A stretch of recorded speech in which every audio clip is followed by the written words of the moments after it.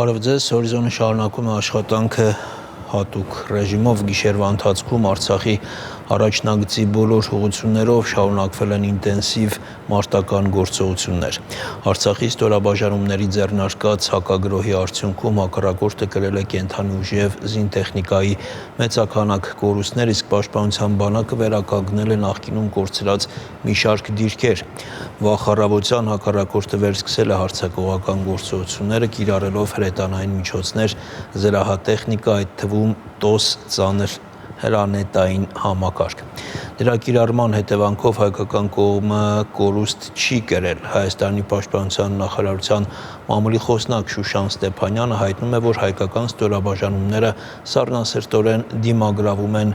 ադրբեջանական զինուժի ոտնձգություններին և ձեռնարկում համապատասխան գործողություններ, հակառակորդին պատճառելով անձնակազմի և տեխնիկայի զգալի կորուստներ։ Հակառակորդի մի քանի տասնյակ դիակներ գտնվում են հայկական կողմում, դեռ 3 գիշերվա տեղեկություններով հակառակորդի մարդկային ուժի կորուստները գերազանցում են 200-ը։ Խփվել է հակառակորդի 4 ուղղաթիռ, 27 անօդաչու թռչող սարք, այդ թվում հարվածային, 33 տանկ, հետևակի մարտական մեքենա, 2 ինժեներական զրահատեխնիկա։ Պաշտպանության բանակի ստորաբաժանումների հակագրոհի արդյունքում առգրավվել է հակառակորդի 11 միավոր զրահատեխնիկա իր ողջ սպառազինությամբ։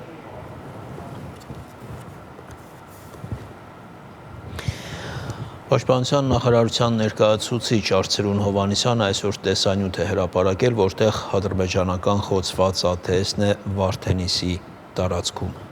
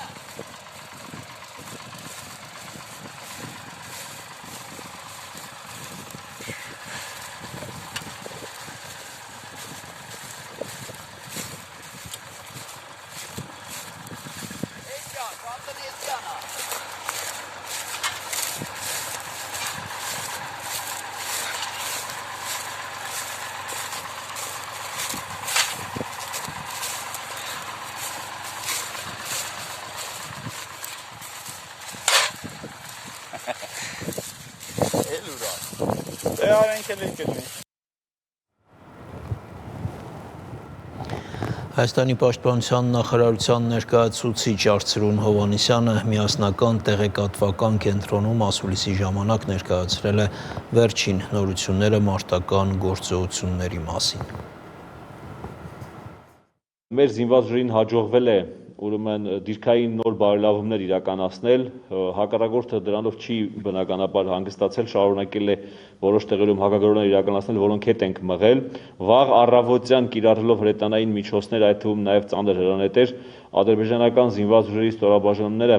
վերսկսել են հարձակողական գործողությունները։ Մեր զինված ուժերը այս պահին վարում են համառ մարտեր, հերոսական մարտեր։ Նոր կորուստների մասին արդեն հայտնվել է պաշտոնապես, լրացուցիչ տեղեկությունները ճշտվում են, նոր տվյալներ ամփոփելիս մենք կհայտնենք այդ ամենը։ Այս պահի դրությամբ ունենք մոտավորապես 200 վիրավոր, որոնց մի մասը տեղափոխվել է Երևան, բոլորը գտնվում են պատշաճ բժշկական վերահսկողության ներքո տարբեր զինվորական հոսպիտալներում, ինչպես նաև քաղաքացիական հիվանդանոցներում։ Այս առումով պետք է ասենք, որ մեր ամբողջ առողջապահական համակարգը ոտքի վրա է եւ հստակ խնդիր է կատարում։ Փորձեմ անդրադառնալ հարցերին։ Սպուտնիկ Արմենիա։ Արդյոք ադրբեջանական կողմը դիմել է զինվորների դիերի տարանելու խնդրանքով։ Խնդրանք չունենք, պաշտպանության բանակը դուք տեսաք, որ տարածել էր համապատասխան տեսանյութ, որտեղ երևում էին ադրբեջանական զորքերի զինծառայողների դիակները, բազում դիակներ, պաշտոնապես հայտարարվել է, որ մի քանի տասնյակ դիակներ կան մեր կողմում թողնված։ 3 հարցը նորից Սպուտնիկ Արմենիայից, 3 Արցախի նախագահ Արայք Հարությունյանը նշում էր թալիշուղությամբ մի շարք կորցրած դիրքերի մասին, այսօր նստավ որոշ դիրքերի հետ վերցնելու մասին։ Այո, մենք որոշ դիրքեր հետ ենք վերցրել, ամբողջական ինֆորմացիան չեմ կարող այս պահին ասել, օրվա ընթացքում մենք կունենանք այլ բրիֆինգներ, օրվա ընթացքում պաշտպանության բանակից, այսինքն Արցախից մենք կունենանք տեղեկատվական կենտրոնի աշխատանք եւ լրացուցիչ տեղեկություններ կհայտնենք։ Կենտրոն հեռուստաընկերություն Այդա Կարապետյան հաստատում է կաթողիկոսի գեներալի գերինելու լուրը։ Մենք այս պահին կարող եմ ասել, որ որևէ ուրեմն կենթանի զինվորական գերության մեջ մեր կողմում չկա, բայց քանի որ կան բազում դիեր ադրբեջանական զինծառայողների, որևէ բան վերջնականապես հաստատել կամ հերքել չեմ կարող։ Որ դեպքում մերոնք կկիրառեն Իսկանդեր եւ Սուքսանին կորզանիչները։ Գիտեք, կոնկրետ որևէ զինատեսակի կիրառման մասին չեմ կարծում, որ տեղին ընդհանրապես քննարկել։ Ես երեք էլ խնդրեցի ձեզ, որ զինվորականները ունեն կոնկրետ մարտական գործողությունների վարման հստակ ծրագրեր, գործիքակազմ, մարտավարություն եւ այլն։ Կանխավ հայտարարել կամ անմիջապես մեկնաբանել միշտ չի որ տեղին է։ Ընթացքում ես երբ որ անհրաժեշտ կգտնեն, երբ որ համապատասխան ուրեմն մարտական գործողությունների տրամաբանությանը կհամապատասխանի տվյալ զինատեսակի կիրառման անհրաժեշտությունը, այդ ժամանակ էլ միանշանակ կկիրառեն։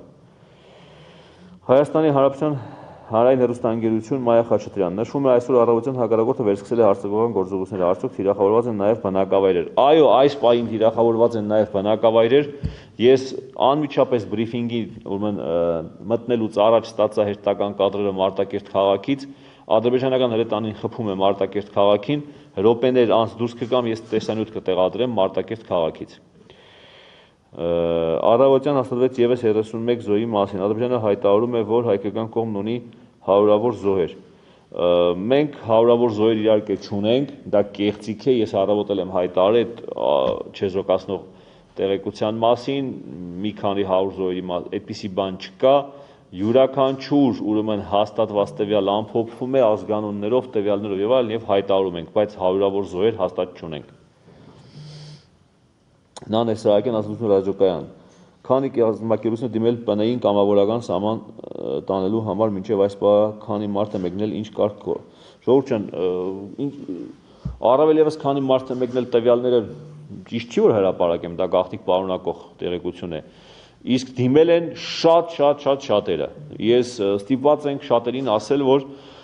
խնդրում ենք ուղղակի դիմեք ձեր զինկոմիսարիատներին որովհետեւ չկազմակերպված աշխատանքը ավելի շատ մեզ խանգարելու է շատ ավելի տեղին կլինի եթե զինկոմիսարիատները հստակ իրենց ցուցակներով մամորագրված մարդկանց կազմակերպեն եւ ուրեմն զորահավաքը կազմակերպվի ինչպես անհրաժեշտ է առանձին կամավորական այսպես ցանկությունները միշտ չի որ այս պահին օգնում են մեզ եւ այս մասով քանի որ արդյոք օգտվելով քանի որ մեզ շատ են դիմում միասնական տեղեկատվական կենտրոնին անձամբ ինձ եւ շատ ու շատ գործընկերների կապված բնակարաններ եւ ապաստարաններ տրամադրելու մասով ասեմ որ նման անհրաժեշտություն չկա եթե լինի նման անհրաժեշտություն դուք պաշտոնապես կիմանաք Հայաստանի Հանրապետության կառավարությունը համապատասխան մարմինները համապատասխան գերատեսչությունները միանշանակ կաշխատեն այս ուղղությամբ եւ կասեն ինչքան հյուրատուն, ինչքան ապաստարան ում համար, որ տարիքային խմբի համար, ինչքան բնակչության համար պետք է լինի, բայց առայժմ նման բան չկա, որովհետեւ հատուկ ուզում եմ շեշտեմ, որ սա նաեւ մեր դատավիճոցները ֆիքսեն, որ ադրբեջանցիները ապատեղեկատվություն չտարածեն, չկա մասսայական տեղհանում հասկացություն, այսինքն խաղաղ բնակչության տեղահանում չի կատարվում։ Մի հարցի մասին էլ, որ էլի բարձրացվել էր, կապված հեռախոսացանցերի, կապերի, ուրեմն Արցախ զանգելու, խնդրում ենք ուղղակի հարգելի բնակչություն, հասկանում ենք, որ կապերը լավ չեն աշխատում, դուք էլ րոպեն մեկ ուզում եք տեղեկություն ստանաք, բայց այդ սովորույթը տվյալ դեպքում մեզ խանգարելու է, խանգարում է կառավարման համակարգը իրականացնել, խանգարում է ցանցերին, գերբեռնվածության տակ ենք, ինչու՞ չէ նաև անվտանգության նկատառումներից ելնելով, զինծառայողներին, հատկապես շարքային անձնակազմին, որ փորձում եք ամեն րոպե զանգել ու կապ հաստատել, իրենք եթե կապի դուրս գան, իրենք դրանցով իրենց կյանքը կվտանգեն։ Անօտաչու թռչող սարքերը, հրետանային հետախուզական միջոցները հենց այդ կապուղիներից օգտվելով թիրախավորում են մեր զինծառայողներին։ Խնդրում ենք հնարավորինս սահմանափակել նման գործողությունները, ինչը հնարավորություն կտա նաև ցանցերը ոչ գերբեռնված եւ էֆեկտիվ ըստ նպատակի աշխատել։ Հակառակ ադրբեջանական կողմից տարածվող ակտիվ ապատեղեկատվության առաջնագծում թշնամին ոչ մի հաջողություն չունի։ Facebook-յան իր էջում այսպիսի գրառում է արել Արցախի Հանրապետության նախագահի մամուլի խոսնակ Վարան Պողոսյանը։ Ըստ նրա, թուրքական եւ հավաբեկչական տարբեր խմբավորումներից կազմված ադրբեջանական զորքը ամենուրեք հանդիպում է պաշտպանության բանակի կոշտ եւ կործանիչ հարվածներին։ Հայաստանի Հանրապետությունը դիմել է Մարդու իրավունքների եվրոպական դատարան Ադրբեջանի նկատմամբ միջանկյալ միջոց կիրառելու պահանջով։ Հայաստանը պահանջում է Ադրբեջանին պարտադրել դադարեցնել քաղաքացիական օբյեկտների ռմբակոծումը Հայաստանի եւ Արցախի Հանրապետության շփման գծի ողջ երկայնքով։ Հայցի մեկ այլ պահանջ է պարտադրել Ադրբեջանին ձեռնպահ մնալ ոչ ընտրանքային հարձակողական գործողություններից, ինչպես նաև ձեռնպահ մնալ քաղաքացիներին քաղաքացիական օբյեկտները եւ բնակավայրերը թիրախավորելուց։ Վարչապետի տիկինը Արցախում է, Աննա Հակոբյանը առավոտյան Ստեփանակերտում այցելել է մի քանի հապաստարաններ, որտեղ պատը սպառվել են խաղաղ բնակիչները, կանայք, երեխաները, ծերերը։ Նա այցելությունից հետո լուսանկարները հրապարակել եւ տեղեկացրել է, որ նաեւ հանդիպել է Ստեփանակերտի թիվ 1 գիշերօթիկի սաների հետ, որոնք կրկին ապաստարաններում են։ Վարչապետը Facebook-յան էջում հատված է հրապարակել հանրային հեռուստաընկերությանը տված հարցազրույցից, հիշեցնեմ, Նիկոլ Փաշինյանի հետ զրույցը նկարահանվել էր նախքան լայնամասշտաբ ռազմական գործողությունների ծավալումը։ Հրապարակված հատվածում վարչապետը անդրադառնում է այն լուրերին, թե Դուշանբեի հանդիպման ժամանակ իբր ինքը ինչ-որ բան է խնդրել Ալիևից։ Իրականում ոչ թե ես եմ Ադրբեջանի նախագահին խնդրանքով դիմել, այլ Ադրբեջանի նախագահն է ինձ դիմել խնդրանքով, եւ այդ խնդրանքի իմաստը եղել է հետեւյալը։ Եթե հիշում եք, այդ ժամանակաշրջանում Երևանի քաղաքապետի ընտրություններն էր եւ գործնականում ամեն օր մենք հանրահավաքներ էինք ունենում եւ այնպես ստացվեց, որ մի շարք հանգամանքների բերումով դրանից առաջ ես մի շարք ելույթներով անդրադառնում էի Ադրբեջանում տիրող իրավիճակին եւ Ադրբեջանի փորձում էի, այսպես ասած, խոսակցություն ծավալել Ադրբեջանի ժողովրդի հետ եւ որոշակի քննադատական խոսքեր էի հնչեցնում Ադրբեջանում տիրող իրավիճակի վերաբերյալ եւ Իլհամ Ալիևի շահագրգռություն, որ այնտեղ ինչ որ համաձայնություն կայանա, մի բանի վերաբերյալ էր, որ ինքը ինձ խնդրի, որպեսզի ես Ադրբեջանի վերաբերյալ եւ Ադրբեջանի վերաբերյալ այդ ելույթների ձեռնպահ մնամ։ Ինչու՞։ Շատ պարզ պատճառով, որ հեղափոխությունը նոր էր տեղի ունեցել, ամբողջ աշխարհը առավել եւս տարածաշրջանը ոգևորված էր, տարածաշրջանի ընդդիմադիր ուժերը ոգևորված էին այդ իրադարձությամբ, ադրբեջանական սոցիալական ցանցերում անընդհատ քննարկվում էր, որ այս ալիք հեսա շուտով կհասնի Ադրբեջան, եւ Ադրբեջանի ռազմաքաղաքական ղեկավարությունը մտավախություն ուներ, որ այդ ելույթները իսկապես կարող են որոշակի քաղաքական պրոցեսներ հրահրել Ադրբեջանում։ Եվ այս փաստը, եւ հետագա փաստերը ի վերջո գալիս են ի ցույց դնելու, որ Ղարաբաղի հարցը Ադրբեջանի ռազմաքաղաքական ղեկավարության համար ոչ թե Ադրբեջանի ազգային շահերի հարց է, այլ ընդհանրապես սեփական իշխանությունը եւ բռնատիրական համակարգը պահպանելու միջոց։ Եվ մենք այսօր էլ ենք այդ իրավիճակը տեսնում։ Ազգային ժողովը այսօր արտահերթ նիստ է սկսել է 1 րոպե լռությամբ հարգանքի տուրք մատուցելով հայրենիքի պաշտպանության համար ընկած զինվորների հիշատակին։ Այնուհետ օրենսդիրի ղեկավարը հրապարակել է Ադրբեջանի ռազմական ագրեսիան դատապարտելու վերաբերյալ հայտարարությունը, որը հեղինակել են խորհրդարանական 3 խմբակցությունները միասին։ Պատգամավորները իրենց ելույթներով կոչ են արել միջազգային հանրությանը օբյեկտիվ գնահատել իրադրությունը, իսկ հայ ժողովրդին շարունակել լինել միասնական։ Նիստի ավարտին պատգամավորները միաձայն կողմ են քվեարկել ազգային ժողովի հայտարարությանը։ Թուրքիայի բացահայտ աջակցությամբ իրականացվող Ադրբեջանի այս արկածախնդրությունը միջազգային իրավունքի կոպտագույն խախտում է, որն անպայմանորեն պետք է արժանանա միջազգային հանրության իրավաքաղաքական գնահատականին։ Մենք պահանջում ենք իրերը իրենց անուններով կոչել, հստակորեն արձանագրել ավտորիտար Ադրբեջանի կողմից ժողովրդավար Արցախի հանրապետության դեմ իրականացվող ագրեսիան, սահման գծել մարդասիրության և մարդատյացության միջև։ Հայաստանի Հանրապետության ազգային ժողովը վերահաստատում է, որ հայկական կողմը մշտապես հավատարիմ է մնացել հակամարտության խաղաղ ճանապարհով կարգավորմանը ԵԱՀԿ Մինսկի խմբի համանախագահության շրջանակներում։ Միևնույն ժամանակ, լինելով Արցախի Հանրապետության անվտանգության երաշխավորը, չի վարանի ձեռնարկել բոլոր անհրաժեշտ միջոցները պաշտպանելու արցախահայերի անվտանգությունը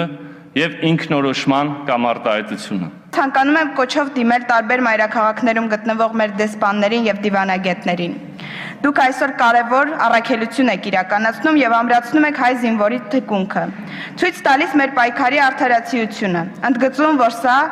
Ադրբեջանի կողմից տարվող բնաջնջման քաղաքականություն է։ Սա ցեղասպանի ձեռագիր է և պետք է ստանա արժանի գնահատական միջազգային հանրության կողմից։ Ձեր ակտիվ գործունեությունը այս օրերին ոչ պակաս կարևոր է։ Դուք մեր արտաքին ճակատի դիրքապահներն եք։ Սիսիանի երկու զոհերից մեկը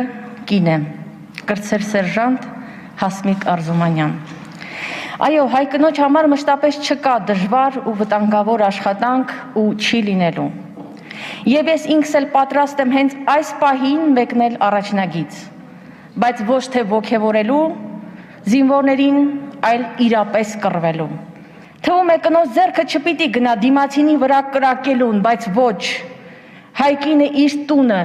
ընտանիքը, երեխաներին պաշտպանելու համար հաճախ է զենք վերցնում և շատ դիպուկ է կրակում։ Ես կոչ եմ անում հայ կանանց, հայ մայրերին, հիմա առավել քան երբևէ ամուր լինել։ Այս ելույթով ուզում եմ դիմեմ Ադրբեջանում բնակվող ազգային փոքրամասնություններին, թալիշներին, ցախուրներին, թաթերին, լազգիններին, ավարցիներին։ Սա ձեր պատերազմը չէ։ Պարզապես բացեք և նայեք այն զոհերի անուն ազգանունները, որոնք արդեն իսկ կան, հիմնականում դուք եք, հիմնականում ձեր ազգության ներկայացուցիչներն են։ Հարց տվեք ձեզ, ինչի համար Ալիևյան ֆաշիստական ռեժիմը առաջնագիծ է նետում հենց ձեզ, բնիկներին, որոնց հետ մենք 100 ամնակներ կողք կողքի ապրել ենք։ Թույլ մի տվեք, ոչ մի դեպքում, որ ադրբեջանական և թուրքական ֆաշիզմը օգտագործի ձեր և ձեր երեխաների կյանքերը իրենց մարդակերական քաղաքականության առաջ տանելու համար։ Փախցրեք ձեր երեխաներին, պահեք, դուրս հանեք Ադրբեջանից, սաբոտաժ արեք Ալիևյան հանցավոր վարչակազմի բոլոր հրահանգները։ Մենք միայնակ դիմակայում ենք երկու երկրների բանակներին։ Հետևաբար հարց է առաջանում, թե որն է լինելու այս պատերազմում, սրբազան այս կռվում հաղթանակ տանելու գրավականը։ Կարծում եմ 10 միլիոն հայ մարդու համահայկական, համատարած մասնակցայնությունը այս պատերազմին։ Սիրելի հայրենակիցներ, անկախ այն հանգամանքից աշխարհի որ երկրում եք, որ ծայրում եք ապրում, անկախ այն հանգամանքից ազգանվան ձեր վերջին 3 տարերը յանեն թե ոչ, եթե դուք ձեզ համարում եք հայ մարդ, ապա պետք է ձեզնից յուրաքանչյուրը լինի առաջնորդ այս պատերազմում։ Սիրելի հայրենակիցներ, եթե մտադիր եք գալ Հայաստան, կանգնել զինվորի կողքին, լինել թիկունքում, ապա գտեք ճանապարհ և եկեք։ Մենք ձեր կարիքը ունենք։ Եթե ինչ-ինչ պատճառներով ցանկանում եք մնալ ձեր բնակության վայրերում, բայց մասնակիցը լինել այս պատերազմի, ապա տեղերում ձեր երկրներում կարող եք լինել առաջնորդը այս պատերազմի։ Եթե մտադիր եք նյութական օժանդակություն ուղարկել, ապա կարող եք օգտագործել Հայաստան համահայկական հիմնադրամի հաշվեհամարը։ Եթե ուզում եք աշխարհին ներկայացնել իրողությունը և ճշմարտությունը, համոզելու, որ մեր պայքարը ու կռիվը ազնիվ է և արդար և ճշմարիտ, ապա լծվեք այդ գործին։ Դերևս սեպտեմբերի սկզբին ռուսական Նեզավիսիմա գազետան հոդված էր հրապարակել, որտեղ պատմում էր, որ Սիրիայից եկած վարձկանները պատրաստվում են Հայաստանի հանդեպ բլիցկրիգի։ Հետագայում այդ հոդվածը ադրբեջանական ճնշումների ներքո ջնջվել էր։ Այս մասին գրառում է Արել ազգային ժողովի «Իմ քայլը» խմբակցության պատգամավոր Վահագն Թևոսյանը։ Ըստ նրա, այսօր արդեն տարբեր աղբյուրներից սողոսկում են լուրեր, որ ադրբեջանցիները դժգոհում են, որ վարձկանները շարիաթի օրենքներ են փորձում մտցնել այն գյուղերում, որտեղ հաստատվել են։ Կոտրում են խանութները արգելելով ալկոհոլ վաճառել, կանանց արգելում են տանից դուրս գալ առանց հիջաբի, թալանում են մարդկանց եւ այլն։ Ալիևի հանցագործ սարկածախնդրությունը այդ երկիրը պայթեցնելու է ներսից, շատ չմնաց, գրել է Թևոսյանը։ Հայաստանի արտաքին գործերի նախարար Զոհրաբ Մնացականյանը հարցազրույց է տվել Ֆրանս 24-ին։ Հարց է հնչել նախարարին, թե ինչպես է արձագանքում Ադրբեջանի այն մեղադրանքներին, թե իրենք պատասխանել են իբր Հայաստանի կողմից սանձազերծված հրետակոծությանը։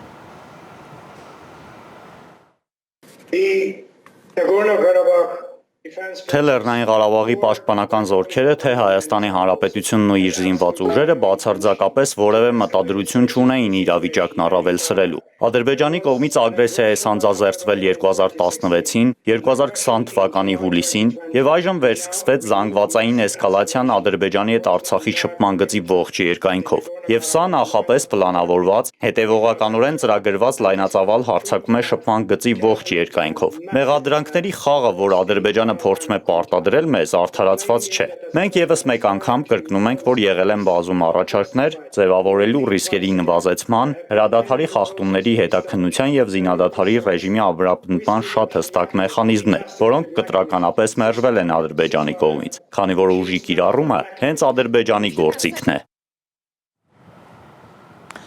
Վերջին տվյալներով հայկական կողմի կորուստների թիվը հասել է 59-ի, զոհվածի զինծառայողները 18-ից 48 տարեկան են։ Ցավակցում եւ զորակցություն ենք հայտնում զոհերի հարազատներին եւ մտերիմներին։ Ռազմական դրության իրավական ռեժիմի մասին օրենքը հիմք ընդունելով նախարար Արսեն Թորոսյանը հրաման է ստորագրել։ Ըստ հրամանի Հայաստանի Հանրապետությունում ռազմական դրությամբ պայմանավորված բնակչության բժշկական օգնությունը եւ սպասարկումը կազմակերպելու նպատակով դադարեցվում է բժշկական կազմակերպություններ պլանային կարգով հիվանդանոցային բուժօգնության համար դիմաց պացիենտների ընդունումը։ Կիրականացվեն բացառապես վերակենդանացման միջոցառումներ կամ անհետացկելի բժշկական օգնություն եւ սպասարկում պահանջող պացիենտների ընդունում։ Հիվանդանոցային պայմաններում բժշկական օգնություն ստացող պացիենտների առողջական վիճակը գնահատելուց հետո կապահովի վերջիններիս դուրս գրումը հետագա հսկողությունը կազմակերպելով սպասարկող առողջության առաջնային պահպանման հաստատությունների միջոցով։ Հլիահույս ենք, որ մեր համակարգացիները ըմբռնումով կմոտենան կայացված որոշմանը եւ կհետացկեն իրենց հիվանդանոցային պլանային այցելությունները մինչև ռազմական դրության ավարտը, ասված է առողջապահության նախարարության հաղորդագրության մեջ։ Յոլանի անվան արյունաբանական կենտրոնում քաղաքացիները շարունակում են կամավոր կերպով արյուն հանձնել։ Մեր նկարահանող խումբը այսօր այնտեղ էր, կամավորները նշել են, որ ցանկանում են ամուր պահել հայ զինվորների թիկունք եւ դիտարկում են այս քայլը որպես աջակցության մի եղանակ։